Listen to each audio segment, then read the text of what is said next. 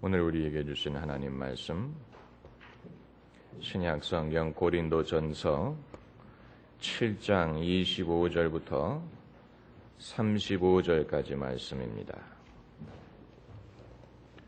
신약 성경 270면 고린도전서 7장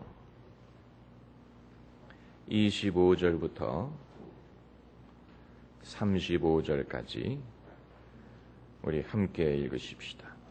처녀에 대하여는 내가 주께 받은 계명이 없으되 주의 자비하심을 받아서 충성된 자가 되어 의견을 구하노니 내 생각에는 이것이 좋으니 곧 임박한 환난을 인하여 사람이 그냥 지내는 것이 좋으니라. 내가 아내에게 매였느냐 노이기를 구하지 말며 아내에게서 노였느냐 아내를 구하지 말라. 그러나 장가가도 죄짓는 것이 아니요 처녀가 시집가도 죄짓는 것이 아니로되 이런 일들은 육신의 고난이 있으니 나는 너희를 아끼노라. 형제들아 내가 이 말을 하노니 때가 단축하여진 고로 이후부터 안에 있는 자들은 없는 자같이 하며 우는 자들은 울지 않은 자같이 하며 기쁜 자들은 기쁘지 않은 자같이 하며 매매하는 자들은 없는 자같이 하며 세상 물건을 쓰는 자들은 다 쓰지 못하는 자같이 하라. 이 세상의 형적은 지나감이니라. 너희가 염려 없기를 원하노라. 장가가지 않은 자는 주의 일을 염려하여 어찌하여야 주를 기쁘시게 할꼬 하되 장가간 자는 세상 일을 염려하여 어찌하여야 아내를 기쁘게 할꼬 하여 마음이 나누이며 시집가지 않은 자와 처녀는 주의 일을 염려하여 몸과 영을 다 거룩하게 하려 하되 시집간 자는 세상 일을 염려하여 어찌하여야 남편을 기쁘시게 할꼬 하느니라. 내가 이것을 말함은 너희의 유익을 위함이요 너희에게 올무를 놓으려 함이 아니니 오직 너희로 하여금 이치에 합하게 하여 분요함이 없이 주를 섬기게 하려 함이라. 아멘. 제가 교인들 상담을 해보면 교인들의 형편에 딱 맞는 말을 찾기가 어려울 때가 있습니다. 우리가 살다 보면 인생의 정답이라는 것이 마치 맞춤옷처럼 우리의 형편과 처지에 딱 맞는 것이 아니라는 것을 발견하게 됩니다. 오히려 정답, 인생의 정답이라는 것은 기성복과 같습니다. 그 사이즈가 하나밖에 없습니다. 사람에 따라서 사이즈가 다른 것이 아닙니다. 남자를 위한 진리가 사이즈가 다르고 여자를 위한 진리가 사이즈가 다른 것이 아닙니다. 진리는 하나밖에 없습니다. 그러므로 내가 거기에 내 자신을 맞춰가야 됩니다. 옷이 사이즈가 하나밖에 없으면 예컨대 그 옷이 나에게 너무 크다. 그렇다면 내가 좀 자라나야 될 부분이 있습니다. 그것은 내 성품이 자라나는 것도 있고 경험이 많아지는 것도 있고 또 인생의 연륜을 쌓아가면서 내가 거기에 맞춰가는 부분이 있고 또 어떤 경우에는 그 기성복이 사이즈가 너무 작을 때가 있어요. 그러면 어떻게 합니까? 그러면 내가 줄여야 됩니다.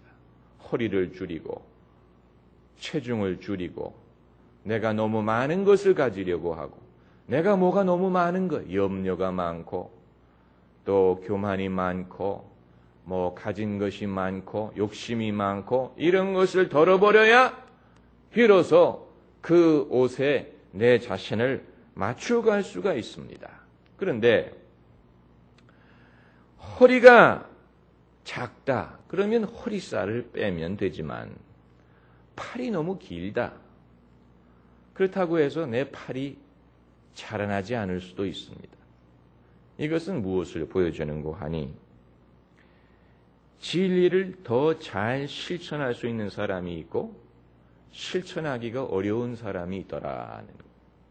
이것은 인간이 타락을 한 이후의 유감스러운 결과입니다. 이건 현실입니다. 우리가 다 똑같이 예수를 믿지만 주님의 말씀을 순종하는 것이 더 손쉬운 사람이 있고 어려운 사람이 있습니다. 그것은 내가 주님의 말씀을 순종하기가 어렵기 때문에 내가 순종하지 못하더라도 봐줘야 된다. 그건 아닙니다. 사람은 이것은 인생의 타락의 유감스러운 결과입니다. 어떤 사람은 타고난 천성적으로 주님 말씀을 순종하기가 어려운 그런 사람들도 있습니다. 그건 그런가 보다 하고 더 노력을 할 수밖에 없는 사람. 어떤 사춘기 10대 소년이 입신을 했습니다. 입신 중에 예수님을 만났다고 합니다. 그러니까 당연하게 예수님에게 많은 질문을 했을 것이 아닙니까? 이 소년이 한 질문 중에 하나가 주님, 왜 저는 저희 엄마와 늘 싸웁니까? 이런 질문을 했대요. 그랬더니 예수님이 대답을 안 하시고 침묵을 하시더라고 합니다. 그게 진짜 예수님입니다. 예수님은 우리가 묻는 모든 질문에 대답을 하지 않습니다. 성경을 봐서도 그게 드러납니다. 성경의 사도행전 1장의 제자들이 예수님에게 주여, 주의 나라를 회복시킬 때가 이때니까 했을 때 주님께서 거기에 대해서는 너희가 알 바 아니다. 일축해버렸어요.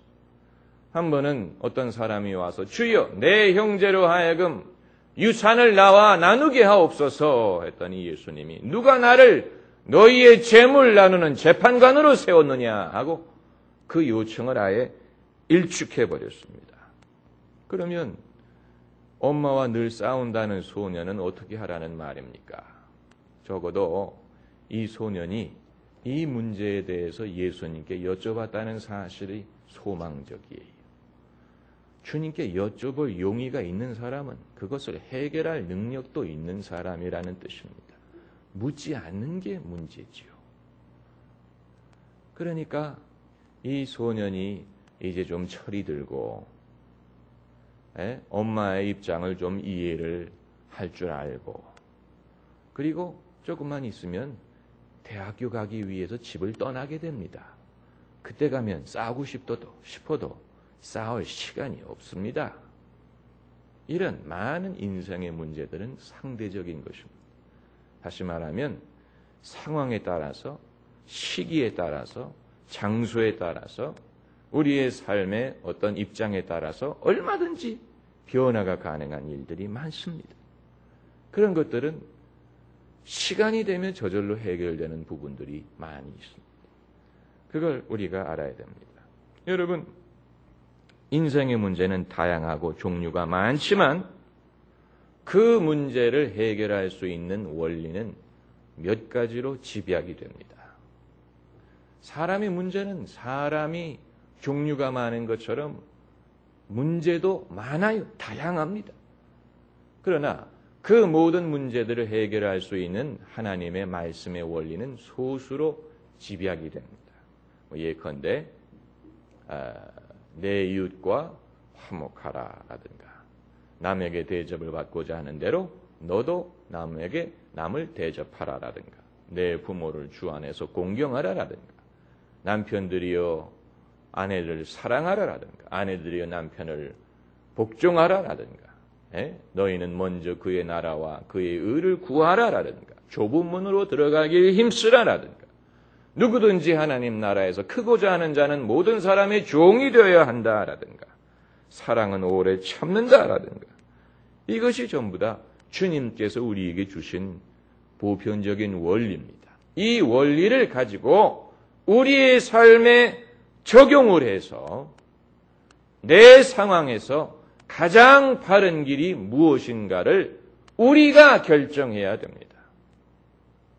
여러분, 결정은 주님이 내려주시는 것이 아니고 우리가 내리는 것입니다. 주님이 우리를 인도하신다고 해서 주님이 우리 대신에 우리의 일에 대해서 결정까지 내려주시는 것은 아닙니다. 그걸 우리가 분명히 알아야 됩니다. 결정은 우리의 몫이고 결정은 우리의 책임이에요. 많은 사람들이 주님의 인도를 구한다고 하면서 자신이 내려야 되는 결정을 회피하려고 합니다. 그것은 바람직한 믿음도 아니고 그것은 바람직한 인생도 아니에요. 예컨대 배우자를 선택하는 문제를 많은 사람들은 주님이 선택을 해달라. 그럼 아예 부모님에게 맡기세요. 그렇잖아요. 그러니 옛날에 부모님들이 다 자녀의 혼사를 결정할 때 뭐 그거랑 무슨 큰 차이가 있습니까? 그렇지 않습니까? 부모님이 다 결정을 해줄 때는 젊은이들이 스스로 결정을 안 해도 됐어요. 그런데 주님에게 결정을 맡긴다는 것은 이 맡기는 대상만 달라졌을 뿐이지 결국은 같은 원리입니다. 적어도 자기가 선택을 해야 된다면 자기가 선택을 해야 됩니다. 뭐 직장도 마찬가지고. 여러분 차라리 불신자들이 믿는 자들보다도 더 담대할 수 있는 이유가 뭔지 아십니까? 불신자들은 누가 대신 결정을 내려준다고 생각하지 않아요. 자기가 내려야 된다고 생각을 하기 때문에 오히려 믿음을 잘못 가지고 있는 사람들보다도 더 담대하게 살 수 있어요. 그걸 우리가 알아야 됩니다. 믿는 사람들이 믿음이라는 명목으로 소심하고 무책임하게 살면은 그건 본인의 손해입니다. 오늘 본문 25절에 사도 바울이 처녀에 대하여는, 처녀라는 말은 미혼 여성이라는 말입니다. 실제로 초대교회의 남자의 직분 중에는 감독이라는 직분이 있었고 장로라는 직분이 있었고 또 집사라는 직분이 있었습니다. 어떤 분들은 집사라는 말이 무슨 뜻이냐 하는데 헬라어로는 디아콘이라는 말, 섬긴다는 뜻입니다. 디아코니아라는 말은 서비스, serve하다, 섬긴다 하는 뜻을 가지고 있습니다. 거기에서 집사라는 말이 나왔습니다. 한문으로 집사라는 말은 잡을 집자 일사자입니다. 선비사자가 아니고, 그러므로 집사라는 직분은 일을 하는 사람이라는 뜻입니다. 최초로 집사라는 직분이 등장한 것이 사도행전에 7명의 남자들을 안수해서 집사로 임명한 사건입니다. 그러면 여자들 중에는 어떤 직분이 있었느냐? 여자들 중에는 과부라는 직분이 있었고 처녀라는 직분이 있었습니다. 그 처녀라는 직분이 발달을 해서 가톨릭 교회의 수녀들이 됐습니다. 그러니까 초대교회의 처녀라는 직분은 주님을 위해서 의도적으로 시집가지 않고 주님을 섬기는 사람들. 네? virgin이라는 그런 직분이 있었습니다. 이제 여기에 대해서 사도 바울이 말을 하는 것입니다. 처녀에 대하여는 내가 주께 받은 계명이 없다 그랬어요. 그 이유가 뭡니까? 없기 때문에. 네.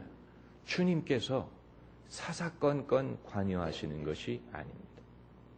한 번은 제가 미국에 있을 때 어느 자매가 자랑을 하면서 자랑스럽게 말하기를 자기는 아침에 옷장을 열고 주님께 여쭤본대요. 주님, 오늘은 어떤 옷을 입을까요? 그러면 주님이 답을 주신대요.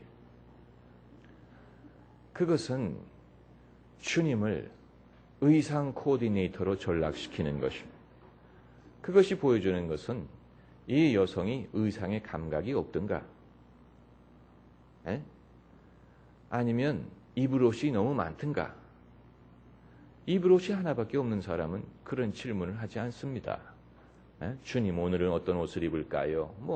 입을 옷이 하나밖에 없는데 적어도 사람이 선택할 수 있다는 것은 축복입니다. 아담에게는 배우자를 선택할 권리가 없었어요. 왜냐하면 에덴 동산의 여자라고는 하와 한 사람밖에 없었으니까. 하와가 남편의 이 바람길을 의심해서 아담이 밖에 나가서 들어오면 잠자고 있을 때 그 갈비뼈를 셌다고 하지 않습니까? 갈비뼈 수가 그대로 있나. 만약에 갈비뼈 수가 줄어들었으면 여자가 생겼다는 얘기니까 갈비뼈 수를 셌다고 하는데 아담에게는 선택권이 없었습니다. 왜냐하면 에덴 동산에 하나님이 만들어주신 여자가 하와 한 사람밖에 없었으니까. 그러니까 여러분 요즘에 젊은이들이 이 결혼에 대해서 고민한다는 것은 어떻게 보면 행복한 일입니다. 초이스가 있다는 얘기예요. 초이스가 있다는 얘기입니다. 그러니까 사람이 없어서 못 가는 것이 아니고 나의 그 어떤 요구사항을 채워줄 수 있는 사람이 적다는 것이 문제지 사람이 없어서 못 가는 게 아니에요. 그걸 알아야 됩니다. 이 세상에는 남자가 여자보다 더 많습니다. 그러니까 처녀가 남자가 없어서 시집을 못 간다. 그건 거짓말이에요. 얼마든지 남자들은 있습니다. 다만 기준을 조금 낮추지 못한다는 데 문제가 있는 것이죠. 이것도 있어야 되고 저것도 있어야 되고 뭐 믿음도 있어야 되고 돈도 있어야 되고 또 뭐 성격도 좋아야 되고 키도 커야 되고 잘생겨야 되고 그런 남자가 어디 있습니까? 한번 데리고 와보세요. 그런 남자가 있는지. 이 모든 걸 가진 사람이 없습니다. 그렇기 때문에 몇 가지 정말로 중요하다고 생각하는 것을 정하고 나머지는 양보를 해야지. 이것도 가지려고 하고 저것도 가지려고 하고 그런 사람은 없습니다. 완벽한 것은 여러분 이 세상에 주님밖에는 없습니다. 완벽한 인간은 예수님밖에 없습니다. 완벽한 배우자가 없습니다. 완벽한 아내도 없고 완벽한 남편도 없고 완벽한 아버지, 어머니 없습니다.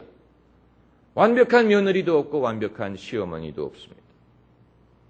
완벽한 사람이라면 결혼을 할 필요가 없습니다. 왜냐하면 스스로 만족합니다. 하나님은 완벽하신 분이기 때문에 하나님은 결혼을 하지 않아. 나는 스스로 있는 자 아니라. 예수님도 독신으로 사셨어요. 예수님이 독신으로 사셔야 된 여러 가지 이유가 있지만 그 중에 하나는 예수님의 신부가 누구예요? 교회가 예수님의 신부입니다. 할렐루야. 예수님의 신부는 교회입니다. 그러므로 예수님은 독신으로 사셨어요. 예수님은 독신으로 사셔도 충분했습니다. 하나님 아버지와 친밀한 관계를 유지하고 예수님에게는 그런 시험될 일이 없었어요. 그러나 그 이외의 인간에게는 특별히 독신의 은사가 있는 경우를 제외하고는 불완전한 존재입니다. 남자도 불완전하고 여자도 불완전합니다. 니트로글리세린이라는 화학물질이 불완전하기 때문에 그것은 흔들기만 하면 폭발합니다. 마찬가지로 불완전한 인간은 이렇게 해도 문제가 생기고 저렇게 해도 문제가 생겨서 이제 하나님께서 불완전한 사람들끼리 서로 도우면서 살아라 하고 배필을 삼아주시는 것입니다. 그런데 우리는 그 생각을 거꾸로 해서 자기도 불완전하면서 상대방은 완전하기를 원한다. 완벽한 신랑감.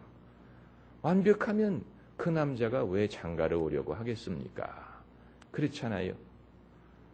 제가 옛날에 읽은 어떤 소설을 보니까 어떤 남자가 좋아하는 여자가 있었는데 그 여자가 그 눈이 사팔뜨기에 좀 더 교養있는 말이 있는지는 모르겠습니다만은 어스티그마티즘이라고 그러죠. 그러니까 이렇게 눈을 딱 바라보면 지금 나를 바라보고 있는데 눈알이 이렇게 상대방 양쪽으로 가 있는 그런 사람이 있어요. 그래서 저 사람이 지금 날 보고 얘기를 하는 건가? 어떤 여자를 좋아하는데 그 여자가 사팔뜨기. 그런데 안경을 맞추면 그 사팔뜨기를 교정을 할 수가 있어요. 그래서 그 여자가 안경을 맞췄어요. 근데 눈이 이렇게 돌아오고 사팔뜨기가 교정이 됐어요. 그랬더니 이 남자가 이 여자에 대해서 고민을 하는 거예요. 옛날에는 사팔뜨기였을 때는 이 여자가 뭔가 부족한 면이 있었기 때문에 자기가 도와줄 수가 있었는데 이제는 자기가 도와줄 면이 없는 거예요. 완벽하게 됐어. 뭔가 부족한 면이 있을 때 자기가 보호를 해주고 자기가 필요하다고 생각이 됐었는데 이제는 자기가 필요가 없는 남자가 돼버린 것 같아서 고민을 합니다. 그런데 이 여자가 얼마나 센스가 빠른지 그 사실을 감지를 했어요. 그래서 그 안경을 구두발로 밟아서 깨뜨렸어요. 그러니까 이들의 문제가 해결이 된 거예요. 여러분, 그 여성은 위대한 여성입니다. 그러니까 자기의 삶에 남자가 자기가 도와줄 수 있는 부분이라고 생각되는 면을 남겨놔야지, 그걸 고쳐가지고 완벽한 그런 여성이 돼버리면은 남자가 더 이상 자기에 대해서 나는 필요가 없는 존재가 돼버린단 말이에요. 그건 남자건 여자건 마찬가지입니다. 마찬가지.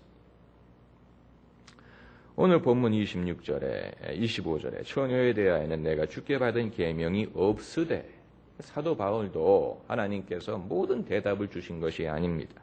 그러면 사도 바울은 무슨 권한으로 말을 했느냐?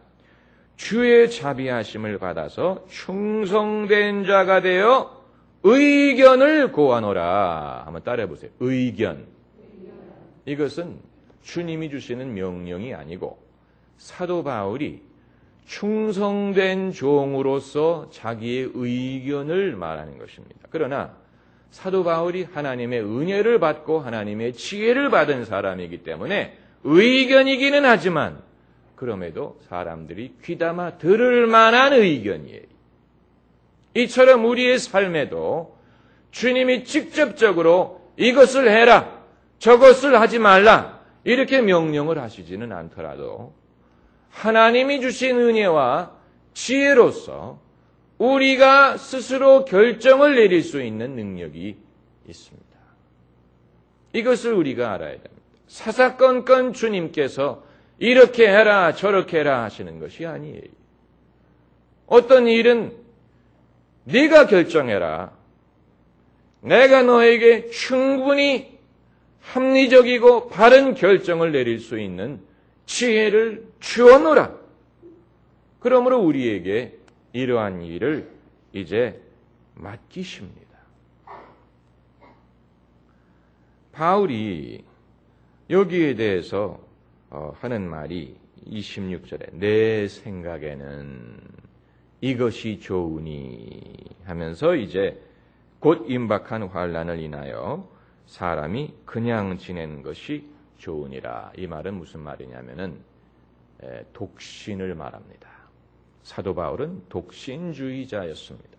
독신으로 살았고 그리고 남에게 그것을 요구하지는 않았지만 독신으로 사는 것이 더 좋다고 보았습니다. 그래서 이것이 좋으니 곧 임박한 환난을 인하여 사람이 그냥 지내는 것이 좋으니라. 우리는 어떤 결정을 내릴 때 이것이 죄냐 아니냐 이런 기준을 가지고 판단을 하는 경향이 있습니다. 예컨대 담배를 피는 것이 죄냐 아니냐, 여러분 이렇게 생각해서는 그 문제에 대한 해답을 얻을 수가 없습니다. 성경시대에는 담배가 없었습니다. 그러니까 그 당시에는 이 담배가 이게 죄냐 아니냐 그런 언급조차 없었어요. 그러므로 죄냐 아니냐 이렇게 물어봐서는 해답을 얻을 수가 없고, 이것이 나에게 유익하냐 유익하지 않느냐 이렇게 물어봐야 대답을 얻을 수가 있습니다. 이것이 내 신앙생활에 도움이 되느냐 아니면 도움이 안 되느냐 이렇게 물어봐야지, 이것이 죄예요? 아니에요? 죄가 아니다. 그럼 펴도 됐나 보다. 이런 식으로 생각해서는 도움이 되지 않습니다. 결혼에 대해서도 마찬가지예요. 결혼에 대해서도 28절에 장가가도 죄 짓는 것이 아니요 처녀가 시집가도 죄 짓는 것이 아니로되. 당연하죠. 그러나 사도 바울은 여기에 대해서 현실적으로 보고 있습니다. 현실주의자입니다. 그 이유가 28절에 나옵니다. 장가가도 죄 짓는 것이 아니요 처녀가 시집가도 죄 짓는 것이 아니로되 이런 이들은 육신에 무엇이 있으리니? 무엇이 있으리니? 고난이 있으리니 나는 너희를 아끼노라. 이러한 성경 구절은 결혼식 주례를 할 때 인용하지 않는 성경 구절입니다. 결혼식 주례를 하는 목사님이 결혼하는 자들에게는 육신의 고난이 있으리니 내가 너희를 아끼노라 이런 말씀을 하는 거 들어보셨습니까? 오히려 장밋빛 환상을 심어주지 않습니까? 이런 모든 것은 환상이에요. 세상은 사랑을 핑크빛으로 그립니다. 파리의 연인. 저는 아예 그런 걸 안 봅니다. 그런 간지러운 주제는 제가 아예 가까이 가지를 않아요. 왜냐하면 그건 환상의 세계예요. 환상. 그래서 그 드라마에서 나오는 인형이 요즘에 인기를 끌고 이런 식으로 사람들이 그 환상도 어느 정도는 필요합니다. 환상. 그러나 사도 바울은 현실주의자입니다. 이런 자들에게는 육신의 고난이 따르리라. 나는 너희를 아끼노라. 그래서 사람들은 사랑에 대해서는 핑크빛을 그리지만 그 결과와 책임에 대해서는 솔직하지 않습니다. 솔직하지 않아요. 결혼을 해보니까 생각했던 것 같지 않거든요. 그러나 거기에 대해서는 사람들이 솔직하지 않습니다. 그리고 자기만 그런 줄로 알아요. 나만 이런가 보다. 남들은 보니까 재밌게 잘 사는 것 같던데. 자기만 그러니까 자기가 아니고 자기 남편만 그런 줄로 알아요. 자기 남편만 무뚝뚝하고 자기 남편만 집에 오면 할 말이 없고 자기 남편만 결혼 기념일을 기억해 주지 못하고 이런 줄로만 압니다. 그러나 이것은 보편적인 경험입니다. 그래서 사도 바울이 하는 말이 이런 자들에게는 육신의 고난이 따르리니 그걸 알고 결혼을 하든지 그걸 알면 독신으로 살든지 그러라는 얘기입니다. 다시 말하면 그걸 모르고 결혼해서 불평하지도 말고 그걸 안다면 차라리 그러면 결혼을 하지 말든지 결혼을 했다면 참고 살든지 그게 자신이 없으면 하지 말든지 지금 그걸 말하고 있는 거예요. 그게 바로 그 27절 말씀입니다. 내가 아내에게 매였느냐? 노이기를 구하지 말며. 그러니까 매였다라는 말이 그 암시하는 게 뭡니까? 결혼은 매이는 것입니다. 결혼 반지 자체가 매였다는 증거입니다. 결혼은 매이는 것, 자유를 빼앗깁니다. 결혼을 해서 더 자유해지는 게 아니고 결혼을 했기 때문에 이제는 자유를 잃어버립니다. 매입니다. 남자도 그렇고 여자도 그렇고. 그걸 각오해야 됩니다.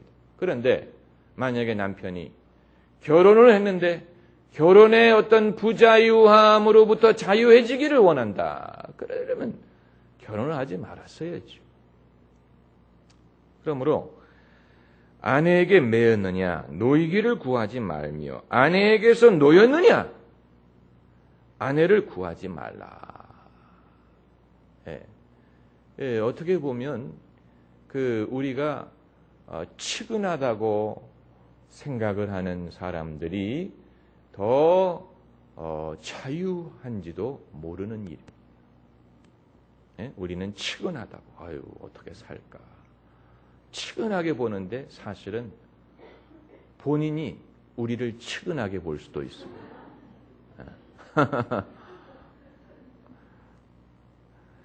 완벽한 것은 없습니다. 완벽한 결혼도 없고 완벽한 신랑 신부 없습니다. 이렇게 생각하면 됩니다. 내가 완벽하지 못한데 어떻게 상대방이 완벽할 수가 있습니까? 그렇게 생각하면 모든 문제를 이해할 수가 있습니다.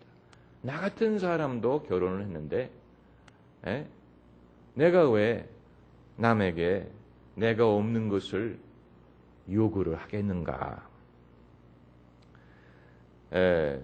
여러분, 우리나라에서는 결혼 서약을 할 때, 성혼 선언을 할 때 빼버리지만 외국에서는 항상 거기에 덧붙이는 단서가 있습니다. 결혼 서약을 할 때. 그게 뭔지 아세요? 죽음이 나누을 때까지라는 말. 그건 단서입니다. 그거는 죽을 때까지 충성하겠다라는 말도 되지만 동시에 무슨 뜻입니까? 죽으면 끝이라는 뜻이에요. 죽음이 나눌 때까지만 유효한 서약이. 이해가 되세요? 그러니까 죽을 때까지는 충성을 하지만 죽음이 나누면은 이제는 더 이상, 다시 말하면 천국 가서도 남편과 아내가 된다는 게 아니에요. 천국 가서는 형제 자매, 천국 가서도 남편과 아내 관계가 유지되는 게 아니에요. 왜냐하면 결혼이라는 것은 죽을 때까지만 유효한 것. 그때까지만 유효한 것. 그 다음에는 천국 가서는 우리가 천사처럼 장가가지도 않고 시집가지도 않는다. 그러니까 그런 맥락에서 이 31절에 사도 바울이 결혼에 대해서 말하면서 31절에 세상 물건을 쓰는 자들은 다 쓰지 못하는 자같이 하라. 이 세상의 형적은 지나감이니라. 이 세상의 형적이 어떻게 된다고요? 지나간다. 영원하지 않단 말. 지나갑니다. 끝납니다. 적어도 이 시대가 끝나면 끝나버려요. 결혼도 마찬가지. 결혼이라는 것이 만약에 영원토록 지속이 된다면 그건 심각한 문제죠. 그렇다면 참을 수 없는 것은 참으면 안 되겠죠.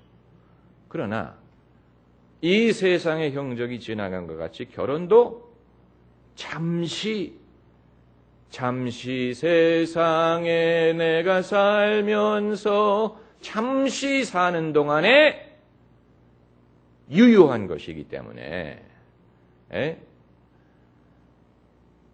이것이 좋다고 해서 영원히 좋은 것도 아니고 나쁘다고 해서 영원히 나쁜 것도 아니고 지나가는 것이다. 지나가는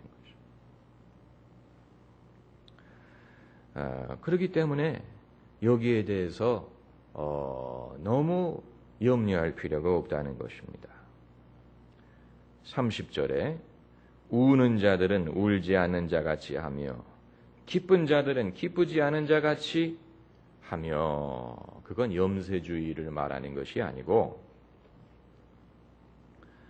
강물이 흐르고 흘러서 결국은 바다로 가지 않습니까? 모든 강물은 결국은 바다로 흘러갑니다. 물이 낮은 곳으로 흐르게 돼 있고 그렇기 때문에 모든 강물은 바다로 흐르는 것처럼 인생의 모든 것들은 결국은 주님을 향해서 가게 돼 있습니다. 모든 것은 결국은 신앙을 향해서 가게 돼 있습니다. 인간의 모든 생각, 창작, 인간의 모든 추구하는 것, 관심, 예술, 문학, 모든 것들은 맨 마지막 장은 결국은 신앙으로 복귀하게 돼 있습니다.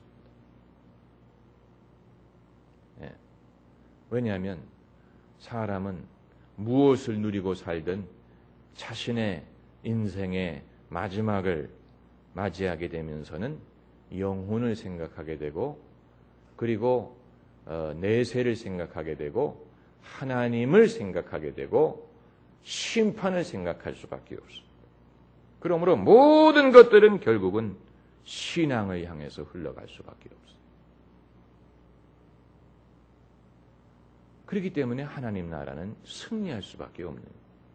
사람이 잠깐 이 세상에 살면서 주님을 거부하고 죄를 고집하고 그러는 것 같지만, 그러나 하나님은 인내하시면서 어디 두고 보자 하시는 거예요. 너희가 안 돌아올 수 있나 한번 보자. 왜냐하면 결국 사람들은 신앙 쪽으로 갈 수밖에 없습니다. 실제로 사람이 젊었을 때는 뭐 돈도 좋아하고 세상의 쾌락도 좋아하고 친구도 좋고 뭐 젊음이 좋고 그렇지만요, 중년이 되면은 그의 관심사가 종교 쪽으로 자동적으로 변합니다. 두고 보세요. 중년쯤 되면 그 사람의 생각이 종교적으로 변화합니다. 그냥 내버려둬도 그렇습니다. 왜냐하면 강물이 흘러가고 있기 때문에. 어렸을 때 어렸기 때문에 모르는 것이죠. 그러므로 지금 염세주의를 말하는 것이 아니고, 우는 자들은 울지 않는 자같이 하며 또 기쁜 자들은 기쁘지 않는 자같이 하며, 이런 모든 것들이 일시적인 것이고 상대적인 것이라는 말입니다. 매매하는 자들은 없는 자같이 하며 세상 물건을 쓰는 자들은 다 쓰지 못하는 자같이 하라. 이 세상의 형적은 지나갑니다. 너희가 염려 없기를 원하노라. 염려 없기를 원하노라. 그러므로 어떤 이들은 질문합니다. 사도 바울은 예수님의 재림이 임박했다고 생각을 했기 때문에 이런 말을 한 것이 아니냐. 그런데 예수님이 아직 재림하지 않지 않으셨느냐. 그러므로 사도 바울의 이런 생각은 무효가 아니냐. 그는 예수님이 금방 오실 줄로 생각하고 이런 말을 했는데, 예수님이 아직 오시지 않은 것을 보면 사도 바울의 생각이 잘못된 것이 아니냐. 그러나 여러분, 우리에게 주어진 시간은 언제 끝날지 우리는 모릅니다. 우리는 내일 일을 알지 못합니다. 어떤 은행이 있었죠. 많은 사람들이 그 은행의 주식을 소유했습니다. 그런데 그 은행이 부실은행이 돼가지고 하루아침에 문을 닫아버렸어요. 그 모든 주식이 휴지 조각이 돼버렸습니다. 이 세상엔 그런 일들이 많습니다. 이 세상에. 그러면 남는 것은 무엇이냐? 강물이 흘러서 바다로 가는 것처럼 결국 이 세상에서 남는 것은 주님을 섬기는 것밖에는 남는 게 없어요. 네? 여러분, 만약에 우리가 천국에 갔을 때 우리의 인생을 비디오로 다 녹화를 해서 볼 수 있다고 한번 상상을 해봅시다. 어렸을 때부터 우리가 태어났을 때부터의 장면을 비디오, DVD로 하나님이 녹화를 해줘서 그걸 볼 수가 있다고 생각을 해보세요. 그런데 보는데 칙 하면서 지운 부분이 있어요. 비디오 테이프를 지운 부분을 보면 칙 하고 이거 이 하얀 점들이 이렇게 나오잖아요. 칙. 근데 우리의 삶을 이렇게 비디오로 보는데 칙 지운 부분이 있고 또 칙 지운 부분이 나와. 그래서 주님한테 물어봐요. 이게 뭡니까? 내가 너를 용서해 준 부분이다. 용서하면 주님께서 기억조차 않겠다 그랬어요. 그래서 지워버리는 거예요. 우리가 죄 지었던 부분을 주님이 용서했기 때문에 지워버리는 거예요. 그래서 우리의 삶을 만약에 비디오로 볼 때 계속해서 왜요? 죄가 많았기 때문에 주님이 용서는 해주셨는데 지워버렸어요. 주님도 더 이상 기억을 안 하는 거예요. 기록에 남아있지가 않아요. 만약에 우리 인생 전체 비디오를 보는데 처음부터 끝까지 다 지워버린 흔적밖에 없다면 용서는 받았을지 모르지만 여러분, 그것은 비극입니다. 그렇기 때문에 결국 남는 것은 뭐냐?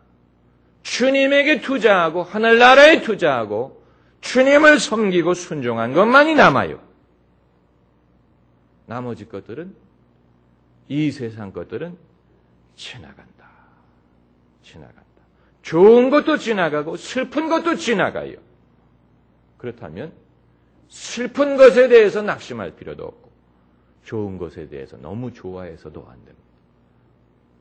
그걸 사도 바울이 오늘 본문에서 결혼에 빗대어서 우리에게 말하고 있는 것입니다.